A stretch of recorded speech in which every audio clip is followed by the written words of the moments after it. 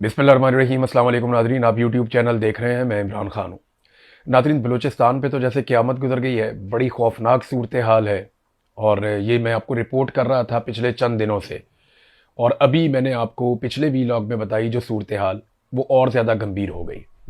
DG ISPR को सामने आकर स्टेटमेंट देना पड़ा, उन्हें बताना पड़ा कि गुज़िश्ता 4 दिनों में बलूचिस्तान में क्या कुछ हुआ।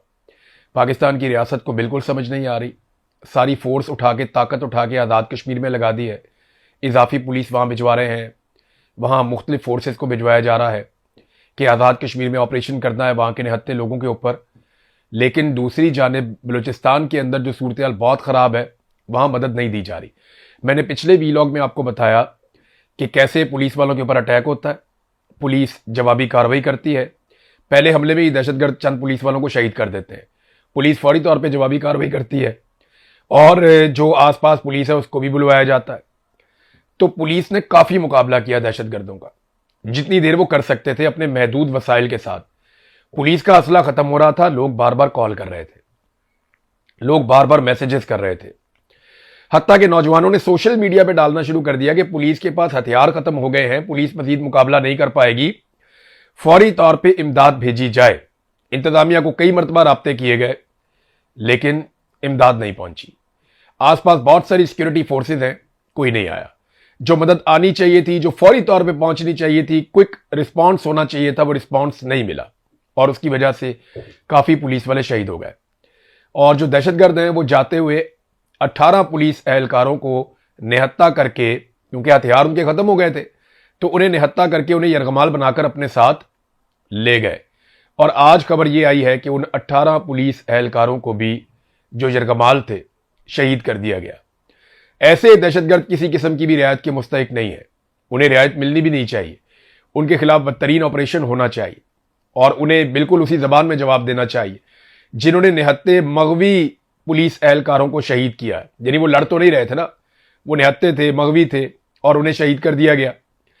अब DG ISPR ने ना 2 चीजें ऐसी कही जिसपे मैं हैरान हो गया कि वो कह रहे हैं और कोई सवाल ही नहीं करता, उनसे पूछता ही कोई नहीं है कि आपने ये क्या कह दिया।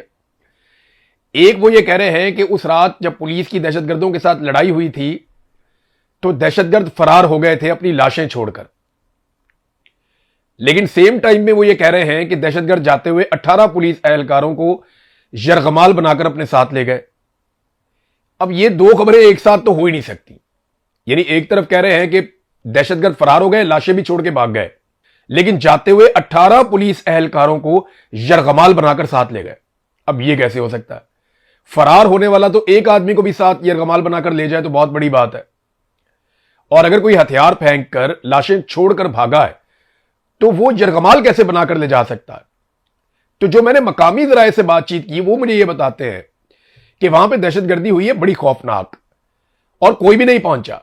दहशतगर्दों ने पुलिस वालों का सफाया किया और उनके ऊपर बहुत बुरा कत्लेआम किया, और फिर बाकी पुलिस वाले जो वहां मौजूद थे, जब उनका एमुनिशन खत्म हो गया तो उन्हें घेर लिया, और घेर कर उन्हें साथ लेकर चले गए यरगमाल बनाकर। ये वो कार्रवाई हुई है जब वहां कोई मदद नहीं पहुंची, कोई सरकारी कुमक नहीं पहुंची। इजाफी कुमक जो है वो कश्मीर में तो फटाफट पहुंच जाती है, इलेक्शन में धांधली कर दी हो तो फटाफट पहुंच जाती है, इमरान खान के खिलाफ कार्रवाई करनी हो तो फौरन इजाफी कुमक मौजूद होती है। अगर आज पाकिस्तान तहरीके इंसाफ का कोई एक बंदा जलसा अनाउंस कर देना उस इलाके में जहां पे ये दहशतगर्दी हुई है, तो फटाफट इजाफी कुमक पहुंच जाएगी, हर तरफ से आ जाएंगे निकलकर। लेकिन जब पुलिस वाले वहां पे शहीद हो रहे थे, निहत्ते हो रहे थे, उस वक्त इजाफी कुमक नहीं पहुंची। ये शिकवा बार बार इलाके के लोग कर रहे हैं। फिर वो यरगमालों को ले गए बनाकर साथ अपने 18 लोगों को, और उनको शहीद कर दिया। इससे बड़ा जुर्म कोई और हो नहीं सकता। रियासत की जिम्मेदारी है कि उन्हें निशाने इबरत बनाया जाए। फिर एक और दहशतगर्दी का वाकया होता है। 27 पुलिस एहलकार यहां पे जाम बहक हो गए।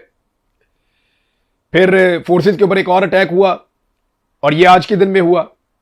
11 जवान मजीद शहीद हो गए। तो अब तक 42 जवान शहीद हो चुके हैं गुज़िश्ता 4 दिनों के अंदर। ये 3 से 4 दिनों के टाइम में 42 जवान शहीद हो चुके हैं।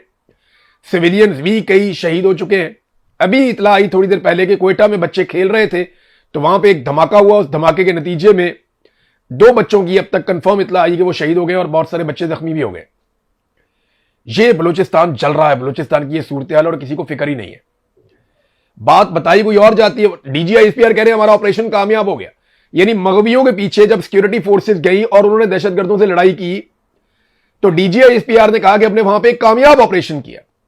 लेकिन कामयाब ऑपरेशन का नतीजा यह है कि एक भी पुलिस एहलकार दहशतगर्दों से वापस जिंदा नहीं आ सका। तो यह कामयाब ऑपरेशन आप कैसे कह रहे हैं? फिर एक तरफ आप कह रहे हैं कि 18 पुलिस एहलकार जिन्हें मगवी बनाया गया था उन्हें शहीद कर दिया गया दहशतगर्दों की जानिब से। दूसरी तरफ आप कह रहे हैं कि उनको छुड़ाने के लिए जो सिक्योरिटी फोर्सेस गई थी उन्होंने एक कामयाब ऑपरेशन किया है। अब इसके बारे में ना बड़ी कंफ्यूजन फैलती चली जा रही है कि सिक्योरिटी फोर्सेस एक्चुअली वहां पे कर क्या रही है, उनकी प्रायोरिटी क्या है।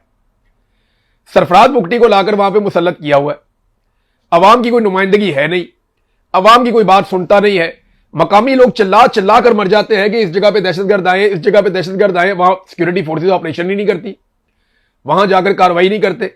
जो लोग निशानदेही करते हैं उनको उठा लिया जाता है, उनके साथ ज्यादती की जाती है। अब मैं आपको एक इलाका बताता हूं, ये जो लोग वहां रहते हैं वो कंफर्म कर सकते हैं कि अनावरक, जरगून और मांगी ये इलाके साथ साथ हैं। इनके बीच में जो पहाड़ियां हैं जो कोयटा के बहुत करीब है, वहां पे दहशतगर्द बहुत बड़ी तादाद में बैठे हुए हैं। और ये जो दहशतगर्द वहां पे बैठे हुए हैं मुसल्लह जत्थे हैं, इन्होंने अलग अलग अपनी एरियाज बनाए हुए, अपनी कमीनगाहें बनाई हुई हैं।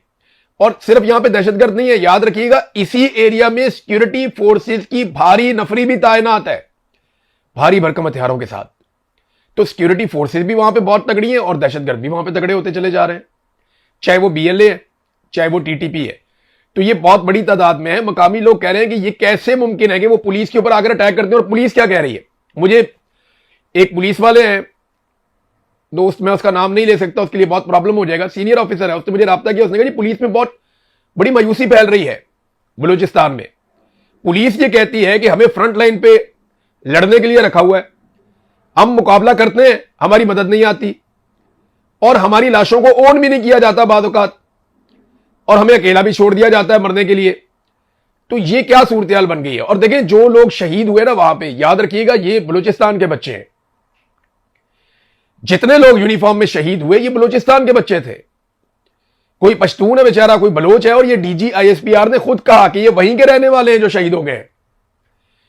आज एक फातह ख्वानी हो रही थी, वहां पे मेरे कुछ दोस्त गए, उन्होंने जाके फातह ख्वानी की, वहां जाकर बातचीत की, तो उन्होंने सबने शिकवा किया इस बात का कि अगर पीछे से ताजा कुमक पहुंच जाती या मजीद हथियार आ जाते तो ये लोग ना यरगमाल बनते और ना ये लोग शहीद होते। लेकिन मकामी जो पुलिस वाले हैं या जो सरकारी अफसरान हैं या एहलकार हैं, उनकी हिफाजत का कोई बंदोबस्त ही नहीं है और कोई मुकाबला करने के लिए आता भी नहीं उस वक्त जिस वक्त वो अभी थोड़ा सा पहले ईद के दिनों में जो हुआ वो तब से लेकर अब तक एहतजाज जारी है। 3 मुख्तलिफ जगहों पे बलूचिस्तान में इस वक्त धरने देकर आवाम बैठी हुई है और वो एहतजाज कर रहे हैं किसके खिलाफ? पाकिस्तान की सिक्योरिटी फोर्सेज और जो बलूचिस्तान की हुकूमत है उसके खिलाफ, कि हमारे साथ ज्यादती हो रही है, हमें तहफ़्फ़ुज़ नहीं दिया जाता। कभी उनके कंटेनर पकड़ के उन्हें आग लगा दी जाती है, कभी उनके बंदे अगवा कर लिए जाते हैं। अभी एक एसएचओ और कुछ पुलिस वाले पैसे देकर वापस आए हैं, बातचीत कर पैसे देकर वापस आए हैं। यह सूरत बलूचिस्तान में हो गई है। कानून की अमलदारी मुकम्मल तौर पर खत्म हो गई है, जंगल का कानून वहां पे बन गया और बलूचिस्तान पूरा जल रहा है। ये क्यामत बर्पा हो गई बलूचिस्तान पे। 27 घरों के अंदर तो सीधी सीधी लाशें गई हैं पुलिस वालों की। इसके अलावा अलग से शहादतें होती चली जा रही हैं। अभी बच्चे शहीद हो गए, थोड़ी देर पहले मैंने आपको बताया। तो अगर कामयाब ऑपरेशन है तो मगवी रिहा क्यों नहीं हुए? अगर दहशतगर्द फरार हुए तो वो 18 पुलिस वालों को अपने साथ कैसे लेकर चले गए? और कोयटा की सराउंडिंग में दहशतगर्दों की अक्सरियत कैसे बढ़ती चली जा रही है? ये वो सवालात हैं जिनके हमारे पास अभी जवाब नहीं है। एक घिनौना खेल बलूचिस्तान में खेला जा रहा है और 1 2 नहीं 4-5 सोर्सेज ने मुझे यह बात बताई कि माजी में जो लोग जिनके सरों पे इनाम थे, जिन लोगों के जो जराइम पेशा है, दहशतगर्द हैं या जो स्मगलर टाइप के लोग हैं, उनको इकट्ठा करके प्रॉक्सीज तैयार की जा रही हैं कौम परस्तों के खिलाफ कि जनाब तुम इन लोगों को मारो, तुम्हें हम खुली छूट देते हैं, तुम कौम परस्तों को दबाओ, कौम परस्तों को मारो, उसके बदले में ये दावा किया जा रहा है। मेरे पास डायरेक्ट तुम्हें बलूचिस्तान में नहीं बैठा हुआ ना, लेकिन जो बलूचिस्तान में मेरे दोस्त हैं वो ये बताते हैं कि हम हैरान हो रहे हैं कि ऐसे लोग जिनके सरों के ऊपर इनाम था वो अब काफिले लेकर घूमते हैं, हथियारबंद होकर घूमते हैं और कौम परस्तों के खिलाफ तकारीर करते हैं और उन्हें लॉन्च किया जा रहा है कि जाके कौम परस्तों को मारो। भाई एक मलेशिया, एक ताकत या एक चीज को कंट्रोल करने के लिए आप दूसरी चीज क्रिएट करते हैं, वो मॉन्स्टर बन जाती है, फिर आप उसके साथ लड़ना शुरू हो जाते हैं, फिर आप तीसरी क्रिएट करते हैं कि हम दायरे में ऐसे ही घूमते रहेंगे हमेशा। क्या कभी इन चीजों से जान नहीं छुड़वानी? वो सहाफियों को इकट्ठा करके ले जाते हैं बार बार। अब ये लगातार गुज़िश्ता चंद महीनों से हो रहा है। हर दूसरे हफ्ते सहाफियों का एक वफद उठाते हैं, उन्हें जहाजों में बैठाते हैं, वीआईपी तरीके से कोयटा पहुंचा देते हैं, और एक दो और कभी तुरबत ले जाते हैं, कभी कहीं और। वो पूरा पहले सिक्योरिटी का बंदोबस्त, पहले पूरा स्टेज तैयार किया जाता है, सहाफियों को ले जाके वहां छोड़ा जाता है। देखिए आप ये वाली पहाड़ी पे चढ़ के देखें, आपको कोई दहशतगर्द नहीं नजर आएगा। ये देखिए आप ये वाली जमीन पे चल, और बलूचिस्तान इतना बड़ा है कि आप गाड़ी चलाए ना तो आप कई दिनों से खत्म नहीं कर सकते। आप तेज तरीन गाड़ी भी चलाए ना तो आप कई दिन बलूचिस्तान पूरा नहीं फिर सकते, इतना बड़ा बलूचिस्तान है। एक कोने से दूसरे कोने में जाने में आपको 24 घंटे लग जाते हैं, और वो इतना चौड़ा है, इतना बड़ा है बलूचिस्तान, बहुत दूर दराज इलाके हैं वहां पे। तो किसी एक एरिया में थोड़ा सा आप अमनो अमान कायम करके 10, 20, 30 किलोमीटर में आप सहाफियों को ले जाके वहां कहते हैं देखो जी कितना अच्छा है, वहां पे मकामी लोगों को बिठा के जी बात करें इनके साथ। आप वो इमेज बिल्डिंग कर रहे हैं। उनको लेकर जाओ, उन धरनों के अंदर मिलवाओ वहां पे लोगों से, उनसे पूछें वो के मसाइल क्या है, हालात क्या है। वो जो धरनों में लोग बैठे हुए उनकी बात सुनता ही कोई नहीं, कोई मीडिया उसको रिपोर्ट नहीं करता, किसी सहाफी को वहां जाने नहीं देते। वहां लेकर जाए ना जहां पे लोग धरने देकर बैठे हुए हैं, चमन के पास लेकर जाएं जहां पे लगातार ड्रोन हमले हो रहे हैं, लड़ाई बढ़ती चली जा रही है, वहां लेकर जाएं। बॉर्डर के साथ साथ फिर आए जहां पे ये सारी काश्त लगी हुई है, जहां पे सारी की सारी मंशियात की काश्त हो रही है, वहां लेकर जाएं। ब्राह्मचा की मंडी में लेकर जाएं जहां पे मंशियात की सबसे ज्यादा फैक्ट्रियां और पूरी दुनिया में मंशियात वहां से स्मगल होती है। वहां लेकर जाएं जहां पे कोकीन बनती है, वहां लेकर जाएं जहां पे अफीम बनती है, वहां लेकर जाएं जहां पे चरस और गांजा बनता है, वहां लेकर जाएं जहां पे आइस तैयार होती है। उन जगहों पे नहीं लेकर जाएंगे, ये लेकर जाएंगे वहां पे जहां थोड़ा सा एरिया बनाएंगे बेहतरीन टिप टॉप करके, वहां ले जाके सहाफियों कहते हैं कर दो। कभी बर्तानिया से ले जाते हैं, कभी यहां से ले जाते हैं, कभी वहां से ले जाते हैं, मुफ्त के टिकट देते जा रहे हैं, आओ जी आपको हम लेकर जाते हैं उन इलाकों में, जाकर आप बताएं बहुत अमनो अमान है। 42 लाशें गिरी है अभी मेरे लोगों की, कितना अफसोसनाक है। और यह सिलसिला कैसे खत्म होगा, ये सवाल सारे पूछते हैं कि जनाब इसका हल क्या है। देखिए अगर दहशतगर्दी आपने खत्म करनी है ना, तो आपको एक आजाद खारजा पॉलिसी भी चाहिए, एक आजाद दाखिला पॉलिसी भी चाहिए। आपको ताकत और डंडे के साथ सोचना बंद करना पड़ेगा। जितने भी सियासी कैदी हैं मारंग बलोच समेत, उन सबको आपको रिहा करना पड़ेगा। जबरी तौर पे जितने लोगों को लापता किया है उन तमाम लोगों को या तो रिहा करना पड़ेगा या उनकी लाशें उनकी खानदानों के हवाले करनी पड़ेंगी। उसके बाद बलूचिस्तान के वसाइल बलूचिस्तान के अवाम के ऊपर खर्च करने पड़ेंगे। बलूचिस्तान के अंदर अवाम की मुंतखब हुकूमत लानी पड़ेगी। फिर आप 5 साल 6 साल 10 साल आप इंतजार करेंगे, बलूचिस्तान बेहतर होना शुरू हो जाएगा। जब आप उनका बजट उन्हें देंगे, वो खुद अपने बजट को खर्च करेंगे। जब आप उनके मुंतखब नुमाइंदों को इजाजत देंगे, वो खुद अपने सूबे को बेहतर बनाएंगे। आपने 78 साल बलूचिस्तान के ऊपर जोर जबरदस्ती ताकत के साथ, डंडे के साथ, बंदूक के साथ हुक्मरानी करके देख लिया, कुछ ठीक नहीं हुआ, बल्कि बेड़ा गर्क हो गया हर चीज का। एक दफा आप बलूचिस्तान में बलूचिस्तान की आजाद हुकूमत जो वहां के लोग बनाए उसे हुकूमत करने दें आप। मैं आपको शर्तिया कहता हूं 10 साल के अंदर बलूचिस्तान बेहतर हो जाएगा। आज से तो बहुत बेहतर हो जाएगा, ये खून रेजी खत्म हो जाएगी। खासतौर पे बुगटी को कत्ल करने के बाद जिस तरह मुक्के लहराए गए, या बुगटी को कत्ल करने के बाद जो कुछ किया गया, वो एक फौजी ने एक रेप ही किया था ना, एक लेडी डॉक्टर का। एक फौजी ऑफिसर था, उसने एक लेडी डॉक्टर का रेप कर दिया। बुगटी साहब ने मामला उठा दिया, उन्होंने कहा इसको सजा होनी चाहिए। मुशर्रफ साहब डट गए, नहीं मैं नहीं सजा होने दूंगा, मैंने देख लिया, मैंने पता कर लिया, ऐसा कुछ नहीं हुआ। जबकि वो सब हुआ था, मकामी लोग उसके गवाह थे। तो हुआ क्या, वो लड़ाई इतनी बढ़ गई कि बुगटी साहब को कत्ल कर दिया गया, अकबर बुगटी को। और अब तक लगभग 10-12 हजार लाशें तो हम उठा चुके हैं उसके बाद से लेकर अब तक, और लगातार ये सिलसिला जारी है। तो मारंग बलोच को छोड़ें, लापता अफराद को आजाद करें, मुंतखब नुमाइंदों के हवाले इक्तदार किया जाए, वसाइल वापस लौटाए जाएं, दाखिला और खारजा पॉलिसी अवाम के मुंतखब नुमाइंदे बनाएं, तो यकीन रखें कि हालात बेहतर होना शुरू हो जाएंगे। ये इस तरह रहेंगे नहीं। एक और खबर नाज़रीन जो मैंने आपको कल दी थी, खैबर पख्तूनख्वा हुकूमत जो है वो मुराद पास कर रही है, सहाफियों के ऊपर सख्तियां करने के कवानीन पास कर रही है। ये चीजों के ऊपर बहुत तनकीद हुई। पाकिस्तान तहरीक इंसाफ ने खुद सबसे ज्यादा तनकीद की। अगर तनकीद के अंदर मैं आपको ग्रेडिंग करके दूं तो नंबर 1 सबसे ज्यादा तनकीद खैबर पख्तूनख्वा की हुकूमत के इन अमाल के ऊपर पाकिस्तान तहरीक इंसाफ के नौजवानों ने और उनके अपने वोटर सपोर्टर्स ने सोशल मीडिया के ऊपर की, नंबर 1।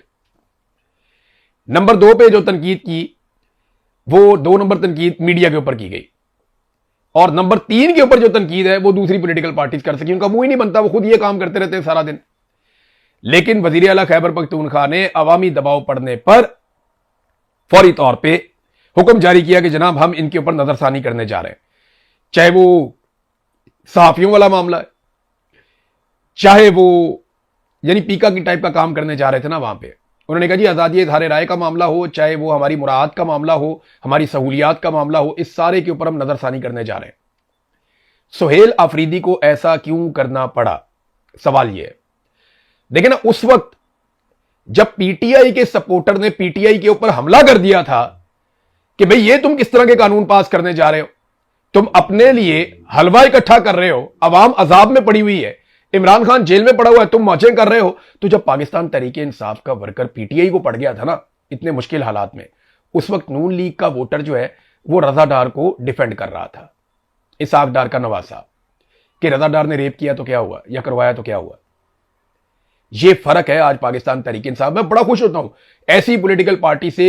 एक दौर में पाकिस्तान पीपल्स पार्टी का जो वोटर सपोर्टर था ना वो सामने खड़ा हो जाता था आके डट के, जुल्फिकार अली भुट्टो के, बेनजीर भुट्टो के, फिर जरदारी और बिलावल ने इतना मायूस किया वो बात ही नहीं करते।